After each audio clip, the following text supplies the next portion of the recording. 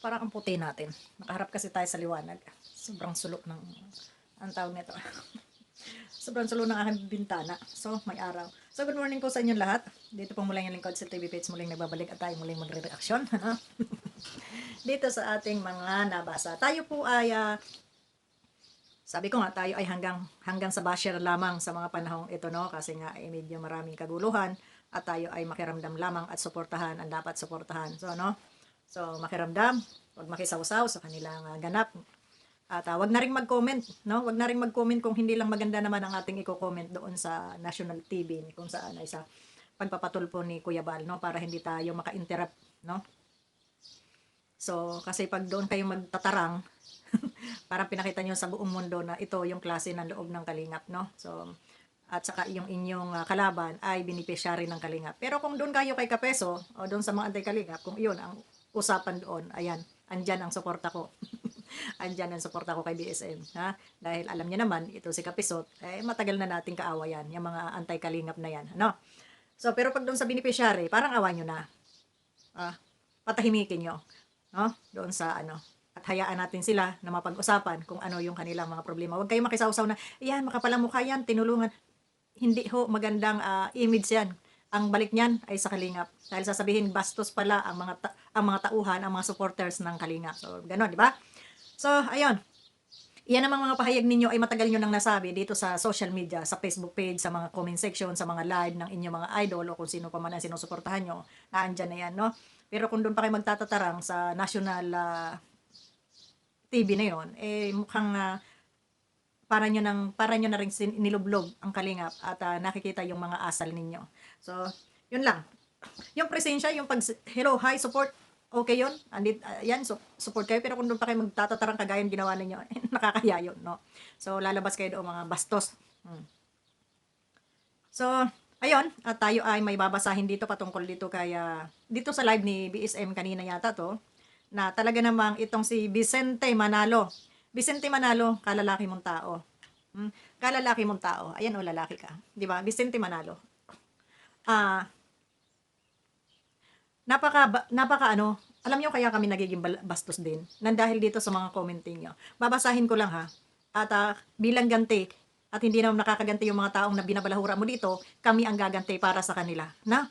Para maramdaman mo rin kung gaano ka kasira ulo, gaano ka kapulpul, gaano ka kabubo, at gaano ka katanga, ha? Vicente Manalo. Shout out sa iyo, ha? So ito, sabi niya dito, Beyonce, subukan mo ngang magpa-vlog ka sa iba kung sisikat ka. Sa palagay mo, kung ibang vlogger ang mag-vlog sa'yo, sa palagay mo, nakakapag-travel ka kaya sa ibang bansa? Baka dito pa lang sa Pilipinas, hindi mo na mapaikot. Ibang bansa pa kaya, bobo, wala kang utak. So dito, ang ibig mong sabihin, panunumbat na naman ito, na kung hindi dahil sa Kalingap, hindi makakapag-travel si Beyonce.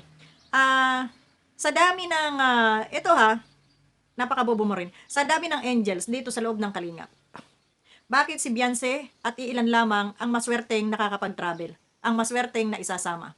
Ha? Bakit? Dahil sila lang yung may sponsor na nagbibigay ng kanilang pang-allowance, pang-ticket, pang-pocket money. No? Sa lahat ng gastusin, sponsor. Ngayon, kung ipapamukha mo na kung hindi dahil dito sa Kalingap ay hindi siya makakapag-travel, i-connect mo doon sa ibang angel. Ito bang mga ibang angel nakapag-travel ba silang lahat? Lalong-lalo na yung walang mga sponsor. Kaya ba ni Kalingap Rab gastusan silang lahat? I think hindi. Kaya nakakapag-travel itong si Carla, si Beyonce, at saka yung iba pa, dahil sila ay may mga sponsor na sumasagot. Ha? Ngayon kung sasabihin mo kung ibang vlogger ang nakapag-vlog, makakapag-travel ka pa. Kaya depende rin yun, malay mo. Ha? Kung ibang vlogger ang nakapag-vlog, malay mo naman, hindi natin alam. Masyado mong hinamak yung tao. Ikaw, ha? Saan mo ba inilagay yung utak mo dito? Ha? Dapat bang ganituhin mo yung tao? Ano ang pinaghugutan mo dito? Dahil lang ba umayaw doon sa love team? Dahil lang ba nagpatulpo? Bakit nga ba nagpatulpo? Dahil sa mga kademonyuhan na ganitong komento ninyo. No? Ito pa, isa pa. Ha? Ano sabi mo dito? Feeling kasi ni Beyonce maganda na siya. Kung hindi ka lang napasok sa matubang, sangi-sangi pa rin yung mga ngipin mo. Ang daming binago sa buhay mo nang mag-amang matubang, tapos yan pa ang igaganti mo sa kanila, mahiya ka naman. Panunumbat pa rin. So, ang lumalabas dito, inggit ka. Inggit na inggit ka kay Beyonce. Normal na pinakikinabangan nila si Beyonce, alangan namang hindi nila man lang pagandahin yung bata. Alangan namang pagkakitaan na lang nila ng pagkakitaan. Alangan namang i-vlog na lamang ng i-vlog na hindi man lang mabihisan yung kanilang ibinablog. Normal.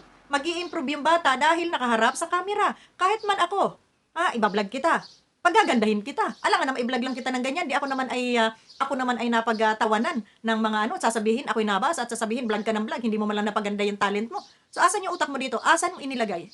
Normal na mag-iiba yung kanyang buhay dahil ibinablog. Normal na mag-iiba yung kanyang aura dahil talent nga. Love team nga eh. Hindi naman yan si Cinderella. Na pagkatapos pumitik, ay gumanda na kaagad. Dati nang maganda si Beyonce. Dati nang maganda sa hindi pa nabablog, bata pa siya, dati na siyang may itsura.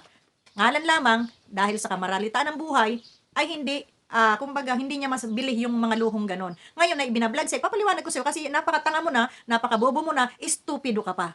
Normal na pagagandahin yung bata kung sira-sira man yung ngipin dahil nakangiti. May kalab team. So, anong gagawin? Kung ikaw ang nagbablog kay Beyonce, habang pinagkakakitaan mo, ito ba ay hindi mo man lang ipaparitokin, ang gumanda man lang yung bata, at pagkakakitaan mo na lang ng pagkakakitaan, ibablog mo na lang na ibablog? Na wala man lang benefits yung bata dito? Normal, kahit doon man lang sa kanya itsura, mabago man lang yung kanya itsura. Wala kang karapatang manumbat. Bakit? Dahil yung pinagpaganda dito ni Beyonce, pinagtrabahuan naman niya. At hindi lang ito galing sa bulsa ni Kalinga Prab. Ito ay galing sa bulsa ng mga sponsor. Naintindihan mo? Sponsor.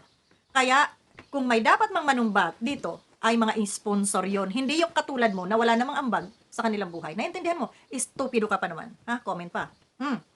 Diba? So dito, baka sakaling atakihin ka, mamatay ka, dahil sa sobrang galit mo dito kay Beyonce, nagigil ka. Diba? Matapos yan ang igaganti mo. Ano ba iginanti ni Beyonce? Yung pagpapatulpo? Ano ba yung pagpapatulpo? Krimen ba yun? Ayaw mo nun, sumikat silang lahat.